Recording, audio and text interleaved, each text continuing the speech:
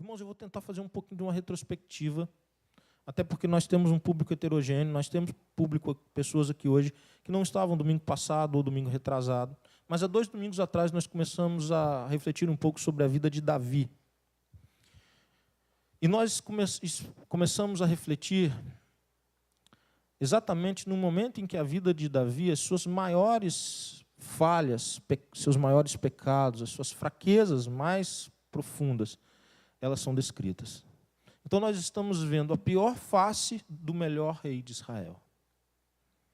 Nós vimos, por exemplo, que Davi veio do nada, era um jovem simples, de uma família simples, mas que Deus o escolhera para ser rei em Israel. Deus o chamou, Deus o conduziu ao trono, e Davi foi um grande vencedor, conquistador. Uniu o reino, e no auge desse domínio, já reconhecido por todos, Davi começa um período difícil na sua vida, de frieza espiritual, distanciamento de Deus, negligência das suas próprias atribuições como rei.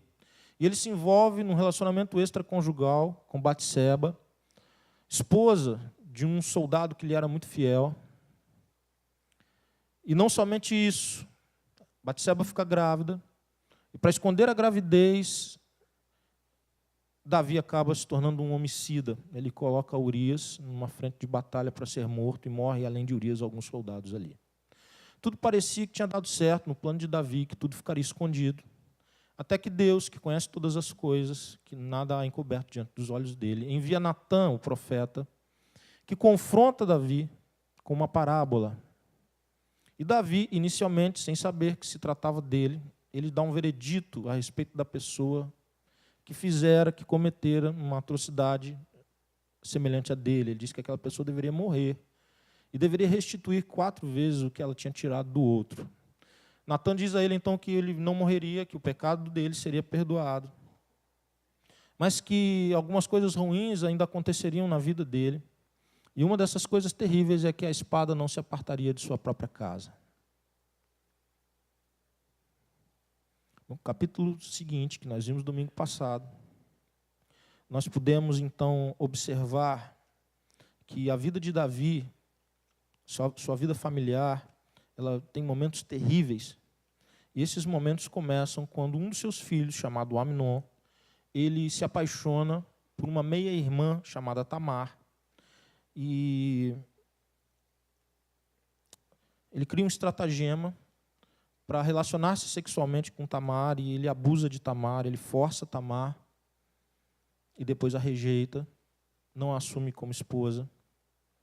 E o seu meio-irmão, Absalão, 2 anos depois desse ocorrido, ele busca e consegue matar Amnon, aquele que havia abusado da sua meia-irmã. Ele foge. E ele foge porque ele deveria ser morto, era o que a lei dizia. Davi persegue Absalão, não consegue pegá-lo, ele se esconde, ele é recebido pelo avô, e 3 anos depois, nós chegamos ao 2º livro de Samuel, no capítulo 14, que o texto nos diz assim: percebendo, pois, Joabe, filho de Zeruia, que o coração do rei começava a inclinar-se para Absalão. Então o rei disse aqui, somente até aqui. Percebendo, pois, Joabe, filho de Zeruia, que o coração do rei começava a inclinar-se para Absalão. 3 anos depois, muita raiva que estava no coração de Davi começa a passar. E uma pessoa, o chefe do seu exército, um amigo, uma pessoa do seu relacionamento cotidiano, lê Davi e percebe isso. Percebe que agora é um momento próprio para tentar promover o reencontro entre pai e filho. E Joabe, ele monta também um plano, e ele cria-se uma situação em que uma mulher, ela se passa como uma mãe que havia perdido um filho. E ela vai ao rei, consultar ao rei, vai pedir ajuda ao rei, porque 2 dos seus filhos estavam trabalhando no campo e um matou o outro. E ela está em pânico, porque agora a sua família, o clã, queria matar o 2º filho dela, o único que ela tinha vivo.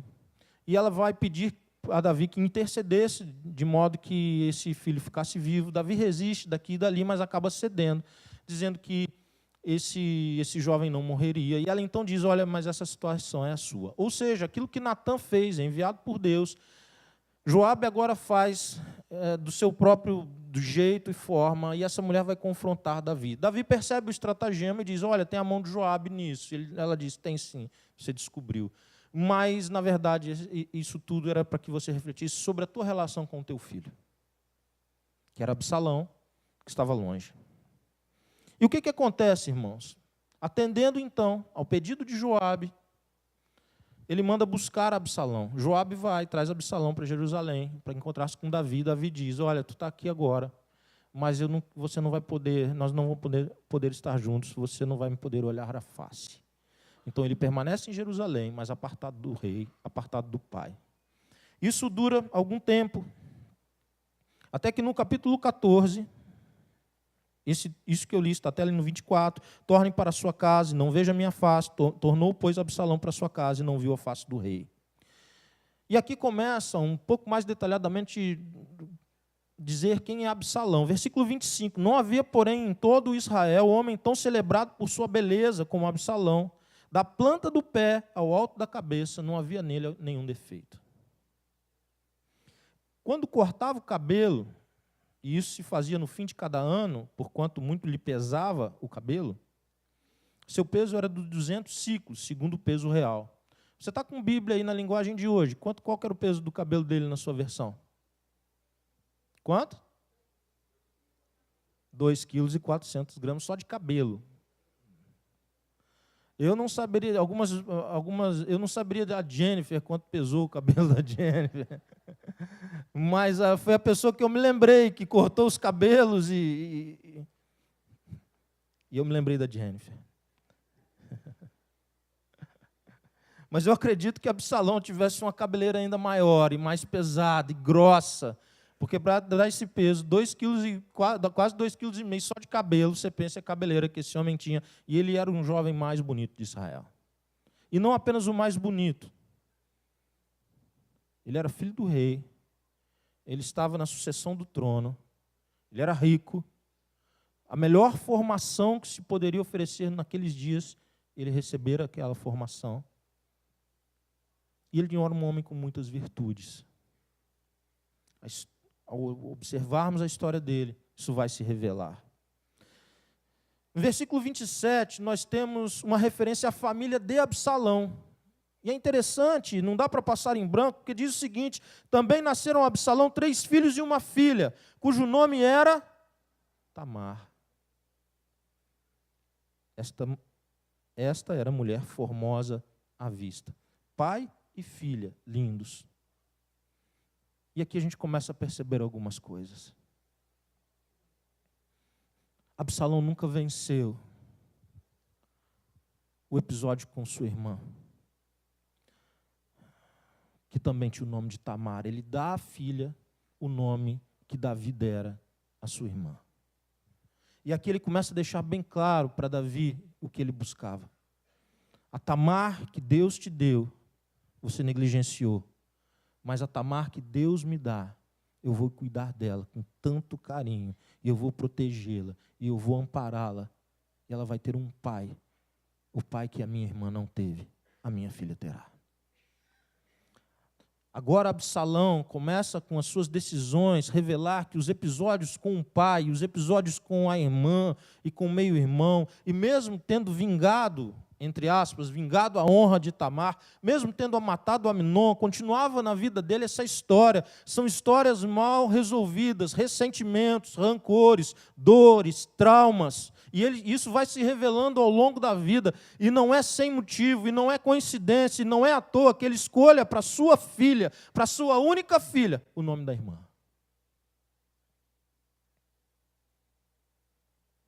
Ele fica 2 anos em Jerusalém, mas ele não pode ver o pai. Ele chama por Joabe, que foi aquele que o trouxera. Chama uma vez, Joabe não vai. Chama outra vez, Joabe não vai. E ele põe fogo na roça de Joabe, que era seu vizinho de lado. E aí Joabe vai. Dizem que pedindo com educação não há quem não atenda, irmãos. Eu não sei se isso pode se aplicar a esse texto, mas dizem que é assim. Ele foi e botou fogo na roça de Joabe, Joabe rapidinho apareceu lá. Ele falou, rapaz, você está maluco, botando fogo na minha roça? Ele falou, não, eu queria falar contigo, você não vem? Mas o que você quer? Eu quero falar com meu pai, eu quero falar com o rei. Porque para que ele me trouxe de Jesus para eu viver desse jeito? Para que ele me trouxe de Jesus, que era o lugar onde ele estava, para que eu continue vivendo marginalizado, à parte? Melhor me fora morrer. Se ele quiser, e se justo for, que me mate. Mas eu preciso vê-lo. Versículo 33, irmãos, do capítulo 14. Então Joabe foi ao rei e lhe disse, pedido de Absalão, chamou o rei Absalão, e este se lhe apresentou, e inclinou-se sobre o rosto em terra, diante do rei, e o rei beijou a Absalão. Amados, nenhuma palavra Davi toca com Absalão.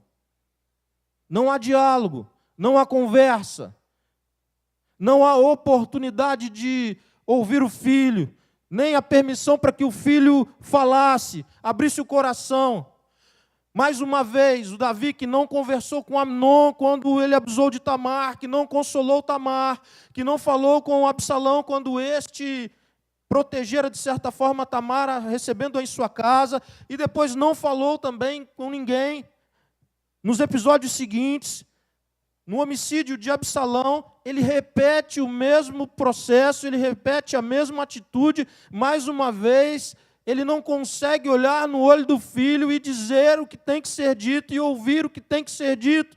Não há diálogo, há omissão. O menino clamava por ver o pai.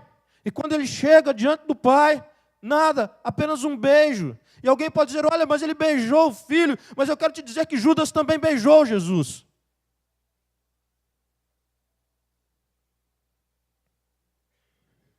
Beijo pode inclusive ser fuga.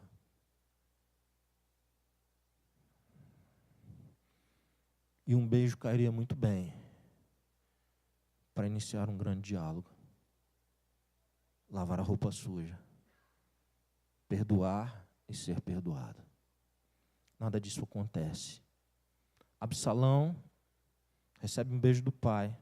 E o capítulo seguinte, capítulo 15, Absalão tem a seguinte atitude, versículo 1. Depois desse episódio com Davi, Absalão fez aparelhar para si um carro e cavalos e 50 homens que corressem adiante dele. Levantando-se Absalão pela manhã, parava à entrada da porta, e a todo homem que tinha alguma demanda para vir ao rei a juízo, chamava Absalão a si e lhe dizia, de que cidade és tu? Ele respondia, de tal tribo de Israel, é teu servo. Então Absalão lhe dizia, olha, a tua causa é boa e reta, porém não tens quem te ouça da parte do rei, que era o pai dele. Dizia mais Absalão, quem me dera ser juiz na terra, para que viesse a mim todo homem que tivesse demanda ou questão, para que lhe fizesse justiça. Também quando alguém se chegava para inclinar-se diante dele, ele estendia a mão e pegava-o e beijava-o. Desta maneira fazia Absalão a todo o Israel que vinha ao rei para juízo. E assim ele furtava o coração dos homens de Israel. Ao cabo de 4 anos, disse Absalão ao rei, deixe-me ir a Hebrom, cumprir o voto que fiz ao Senhor, porque morando em Jesus, na Síria, fez o teu servo um voto, dizendo, se o Senhor me fizer tornar a terra a Jerusalém, prestarei culto ao Senhor. Então lhe disse o rei, vai-te em paz. Levantou-se, pois, e foi para Hebrom.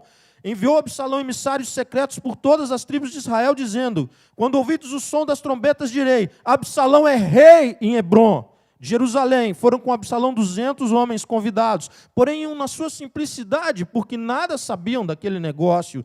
Também Absalão mandou vir Aitofel, o gilonita, do conselho de Davi, da cidade de Gilo. Enquanto ele oferecia os seus sacrifícios, tornou-se poderosa a conspirata, e crescia em número o povo que tomava partido de Absalão.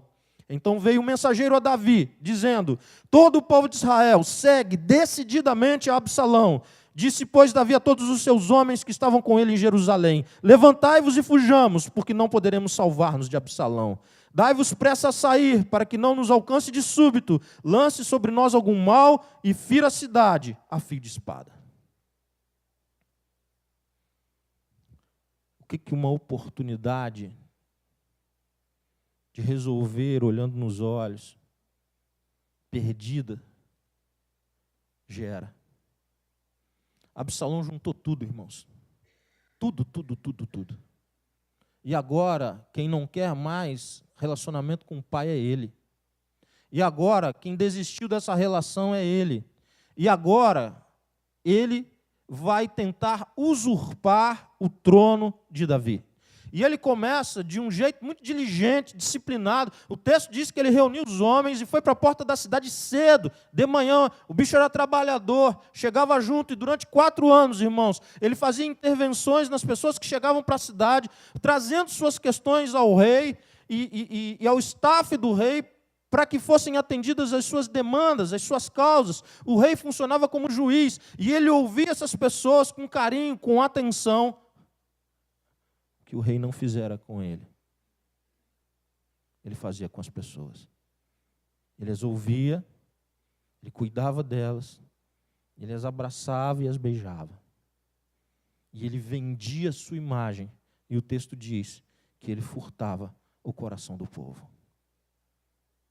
Depois disso, completamente insensível, do ponto de vista espiritual, como parte da sua trama, ele deseja sair de perto de Davi, e ele diz que vai a Hebrom adorar, e ele de fato faz, ele expressa religiosidade, mas na verdade o que ele está fazendo é um movimento para a tomada do trono.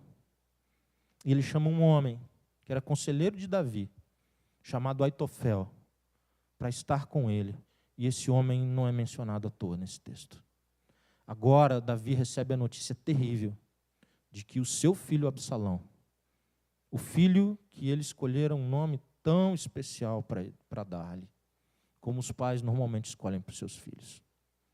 Absalão significa o pai da paz.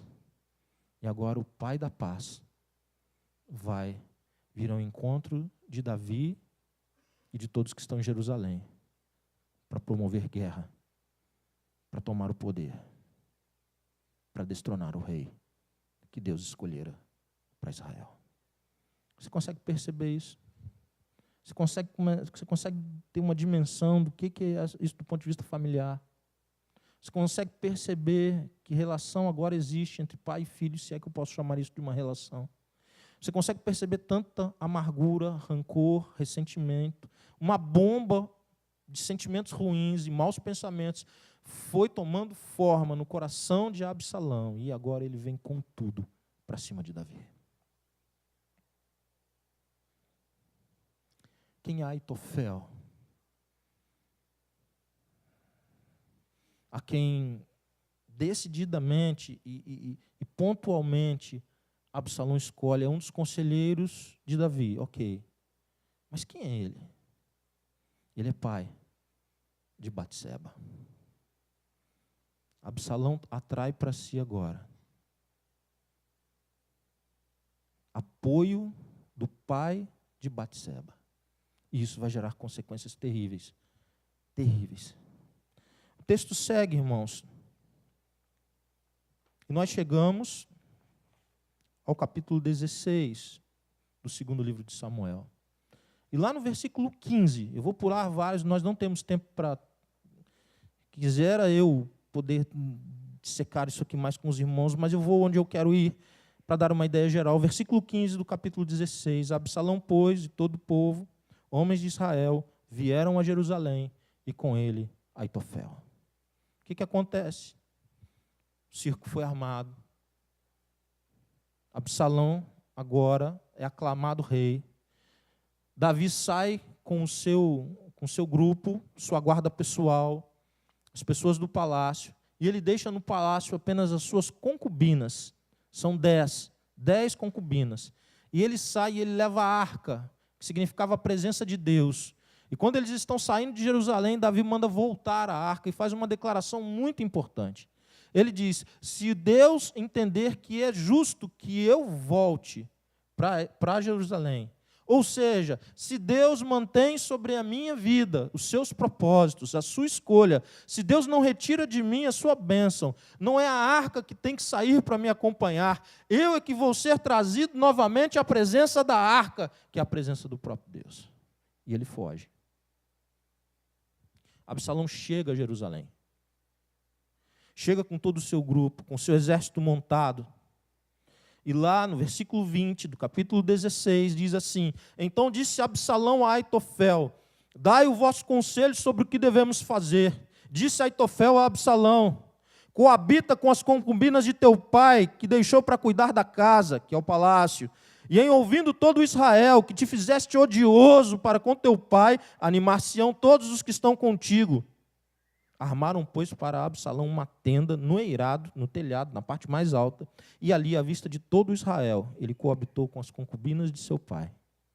O conselho que Aitofel dava naqueles dias era como resposta de Deus a uma consulta. Tal era o conselho de Aitofel, tanto para Davi como para Absalão.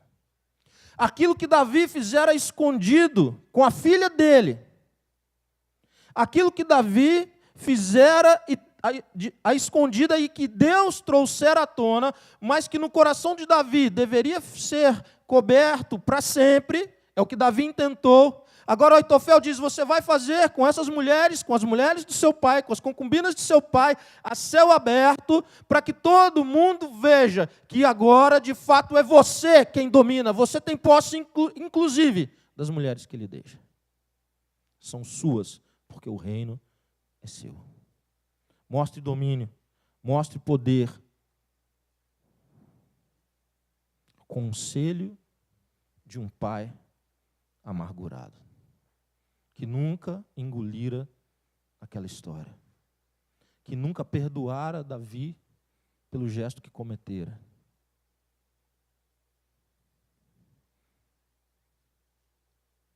Absalão segue o conselho de Aitofel. E mais uma vez nós temos, a exemplo dos sermões anteriores, o perigo terrível de nos aconselharmos com pessoas em momentos de crise, que não vivem, que não se alinham com os princípios de Deus. O povo vê tudo aquilo, irmãos, e a ideia é clara: há um outro rei.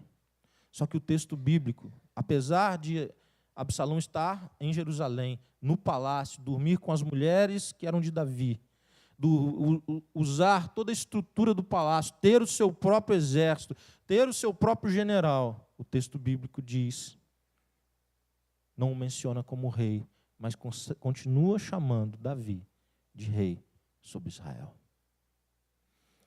Em Samuel, capítulo 17, irmãos, Aitofel vai dar um novo conselho para Absalão. E o conselho é: vamos agora, porque eles estão cansados e desprotegidos. Me dê 12.000 homens, eu vou atacá-los. Eu irei à frente nessa batalha. Você pensa o que um ódio não faz? Não bastasse o conselho de dormir com as mulheres, agora ele quer ir caçar Davi.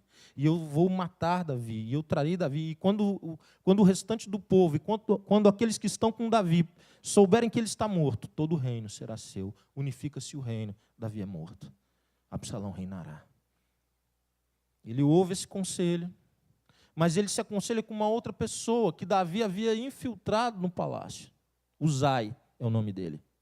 Davi consegue infiltrar uma pessoa sua dentro do palácio, que funcionasse também como conselheiro. E esse homem confunde a cabeça de Absalão, dizendo: não, Absalão, seu pai é homem guerreiro, e aqueles que o acompanham são homens valentes, experientes. Seu pai, primeiro, ele não estará junto com o povo. Você acha que ele ia dar uma bobeira dessa? Segundo, quando você atacar esse pessoal, e eles são muito valentes, eles são muito ferozes, você vai perder gente nessa batalha, e você está tão novo no trono. Quando o povo souber que o seu exército já está sendo dominado pelo exército de Davi, você vai perder comando.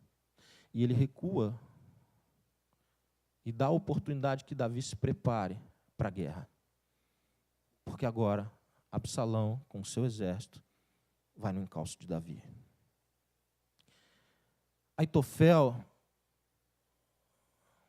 se frustra tanto porque Absalão, o seu desejo de pegar Davi era tão grande, que ele se mata, ele se suicida. Ao saber que Absalão não atendera ao seu comando, ele retorna para sua cidade. O texto diz que ele ajeita, ele arruma os seus negócios e se mata. E Absalão vai agora ao encalço de Davi. Nós chegamos no capítulo 18, versículo 5, que diz assim: deu ordem o rei a Joabe, a Abissai e a Itai. O rei é quem, irmãos? Quem? Davi. Todas as vezes que se diz o rei, está falando de Davi. Ele não está no palácio, ele não está no comando. Agora a guerra é inevitável, Absalão vem com tudo, vem para moer. E Davi chama os seus líderes, 3 líderes do seu exército, e ele começa a dar orientações para a guerra. E ele diz o seguinte, versículo 5: tratai com brandura o jovem Absalão por amor de mim. Todo o povo ouviu quando o rei dava ordem a todos os capitães acerca de Absalão. Saiu, pois, o povo ao campo a encontrar-se com Israel. E deu-se a batalha no bosque de Efraim. Ali foi o povo de Israel batido diante dos servos de Davi. E naquele mesmo dia houve ali grande derrota, com a perda de 20.000 homens. Versículo 9 agora. Indo Absalão, montado no seu mulo, encontrou-se com os homens de Davi. Entrando o mulo debaixo dos ramos espessos de um carvalho, Absalão, preso nele pela cabeça, ou pelos cabelos, ficou pendurado entre o céu e a terra. E o mulo que ele montava passou adiante. Vendo isto, um homem fez saber a Joabe, que era o chefe, o capitão de Davi, e disse: vi Absalão pendurado num carvalho. Então Joabe disse ao homem que lhe o fizera saber: viste-o? Por que logo não o feriste ali, derrubando-o por terra? E forçoso me seria te dar 10 moedas de prata e um cinto. Disse, porém, o homem a Joabe: ainda que me pesassem nas mãos 1.000 moedas de prata, não estenderia a mão contra o filho do rei. Pois bem ouvimos que o rei te deu ordem a ti, a Abissai e a Itai, dizendo: guardai-me o jovem Absalão. Se eu tivesse procedido traiçoeiramente contra a vida dele, nada disso se esconderia ao rei, e tu mesmo te oporias. Então disse Joabe: não devo perder tempo assim contigo. Tomou 3 dardos e transpassou com eles o coração de Absalão, estando ele ainda vivo no meio do carvalho. Cercaram-no 10 jovens que levaram as armas de Joabe, feriram Absalão e o mataram. Então tocou Joabe a trombeta, e o povo voltou de perseguir a Israel, porque Joabe deteve o povo. Levaram Absalão e o lançaram no bosque, numa grande cova, e levantaram sobre ele muito grande montão de pedras. Todo Israel fugiu, cada um para a sua casa. Ora, Absalão, quando ainda vivia, levantara para si uma coluna que está no vale do rei, porque dizia: filho nenhum tenho para conservar a memória de meu nome. Mas ele não tinha filhos? Tinha. Todos morreram precocemente. E deu o seu próprio nome à coluna, pelo que até hoje se chama Monumento de Absalão. 33 agora. Então o rei Davi recebe a notícia da morte de Absalão. 33. Então o rei, profundamente comovido, subiu à sala que estava por cima da porta e chorou, e andando dizia: meu filho Absalão, meu filho Absalão. Quem me dera que eu morrera por ti, Absalão, meu filho. 19:4. Tendo o rei coberto o rosto, exclamava em alta voz: meu filho Absalão, Absalão, meu filho, meu filho.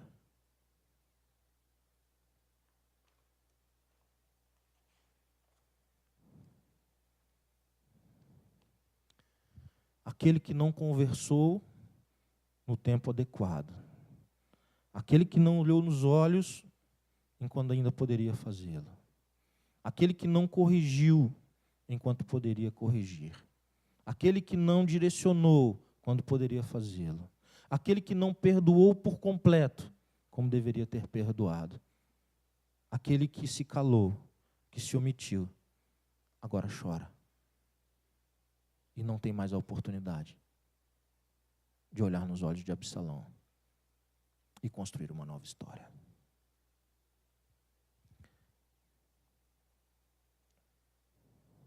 Isso é uma das histórias mais dramáticas da Bíblia.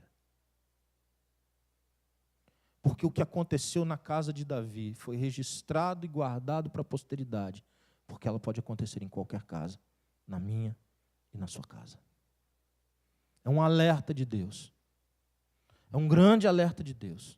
Deus está nos chamando a atenção, dizendo, olha, aquele a quem eu escolhi para ser rei em Israel, aquele homem, segundo o meu próprio coração, o poeta de Israel, o guerreiro de Israel, o maior rei de Israel, vive um drama familiar sem precedentes.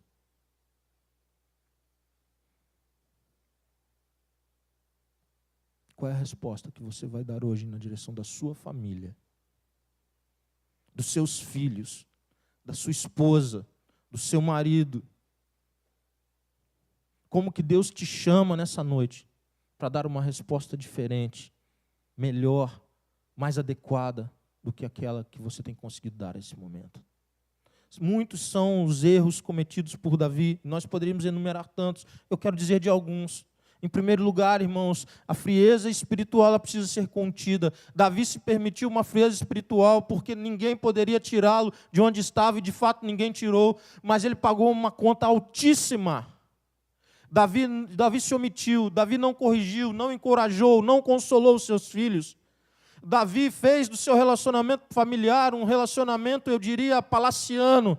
Ele encontrava os filhos nos eventos, nos coquetéis, nos encontros políticos, na festa de ter vencido uma batalha, mas não havia olho no olho, não havia conversa, não havia cumplicidade, não havia verdade.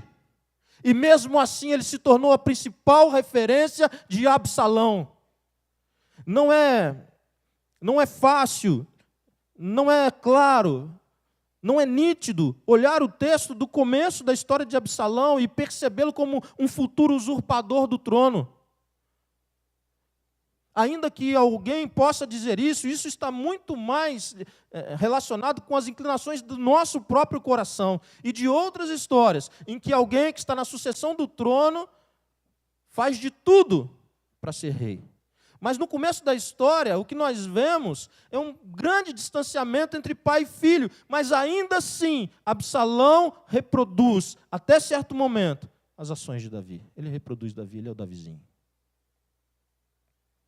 Se o teu filho reproduzir você, que história ele tem com Deus? Se o teu filho reproduzir você, qual casamento ele terá? Se o teu filho reproduzir você, qual é a relação que ele terá com seus irmãos? Se o teu filho reproduzir você, qual é a relação que ele terá com você mesmo, que é pai dele? Ou com você mesma, que é mãe dele?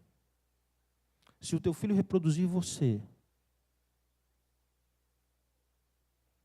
o que será escrito da história dele? É muito interessante que Deus não permite que o trono que ele tinha entregue a Davi caísse nas mãos de quem quer que seja, mesmo com tantos erros, mesmo com tantas falhas. Deus não retira de Davi a sua promessa. Ninguém toma aquilo que Deus deu a você. Ninguém. Ninguém. Poderão te dar rasteira, puxar o teu tapete, aprontar 1001 contra você. Mas aquilo que é seu por direito, dado por Deus, ninguém poderá tomar. Mas Deus nunca permitiu e não permitirá que o pecado fique sem consequências. E as consequências para a vida de Davi e Absalão e de toda essa família foram tristes demais. Um jovem que tinha tudo para ter dado certo. Um jovem bonito, rico, trabalhador, comunicativo, carismático, com uma morte trágica. Se cercar de pessoas erradas, conselheiros errados, amizades erradas, produzindo desgraça para a própria família.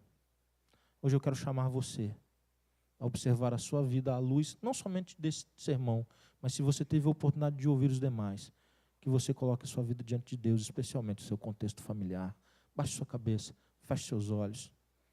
Qual é a resposta que você dá para Deus? O que você quer construir na sua família? Você é um bom irmão? Você consegue perdoar o seu irmão? Perdoar a sua irmã? Família é campo de batalha. Família é campo de batalha.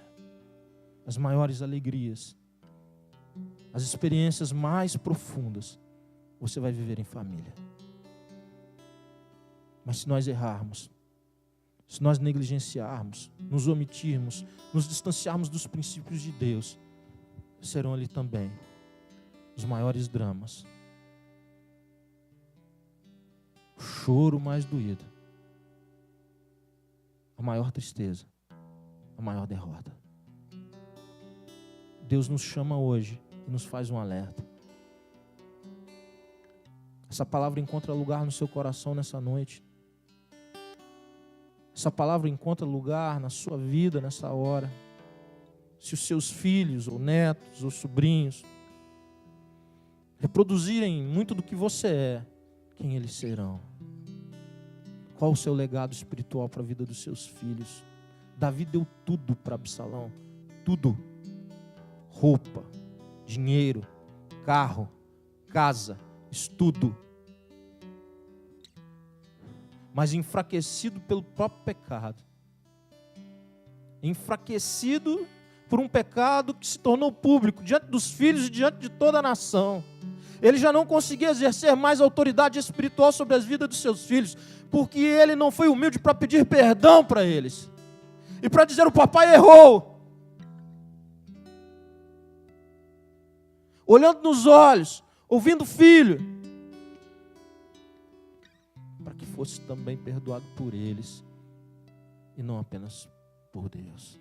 Deus havia perdoado Davi, mas Davi nunca se perdoou, e nunca permitiu que recebesse o perdão de seus filhos, porque ele era incapaz de pedir perdão. Hoje eu quero convidar você,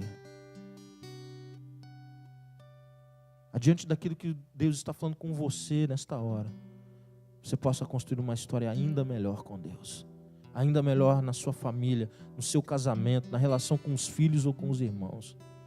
Essa palavra encontra lugar na sua vida nessa noite. Levante um dos seus braços, eu quero orar por você.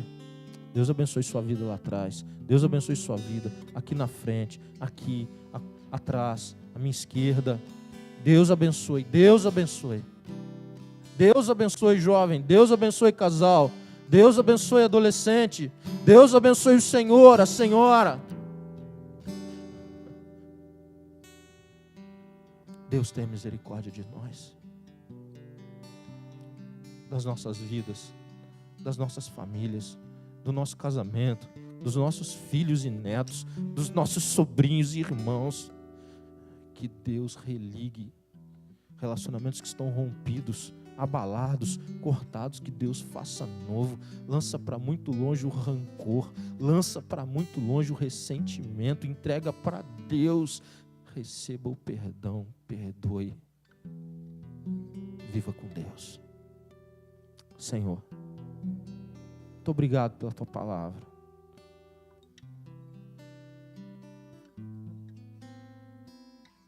Muito obrigado, Deus, porque a gente olha para a vida de Davi, Pai, e Davi foi grande demais, Deus. E o Senhor usou Davi para abençoar todo um povo. Davi trouxe paz para um povo que vivia morrendo em guerras. O Senhor concedeu vitórias que ninguém poderia conquistar, e o Senhor deu a Davi. O Senhor deu a Davi a oportunidade, Deus, de abençoar muitas vidas. Davi foi muito fiel, Deus,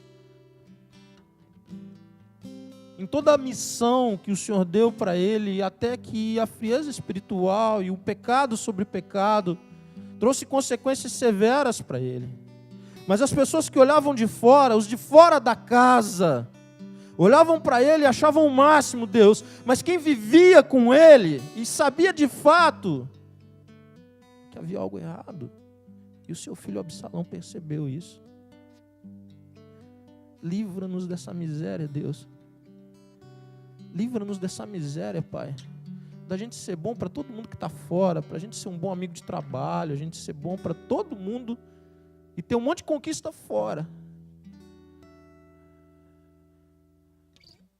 Mas ver a falência da nossa vida familiar, a falência do casamento, da relação com os filhos. Livra-nos dessa miséria, Deus. Que cada um que se sentiu alertado aqui nessa noite pelo Senhor, cada um que se sentiu chamado pelo Senhor, que caminha adiante com fé, corrigindo o que precisa ser corrigido, porque esse é o tempo da graça, esse é o tempo do perdão, esse é o tempo do renovo, porque o Senhor nos dá isso pelos méritos de Jesus. Obrigado, Deus, porque o Senhor corrige a quem ama, e nós nos sentimos muito corrigidos e amados pelo Senhor nessa noite. Que o amor de Deus, nosso Pai, a graça salvadora de Jesus e as doces consolações do Espírito Santo de Deus sejam derramados de forma viva, rica e abundante sobre a sua vida, sobre a sua família, sobre todo o povo de Deus. Amém.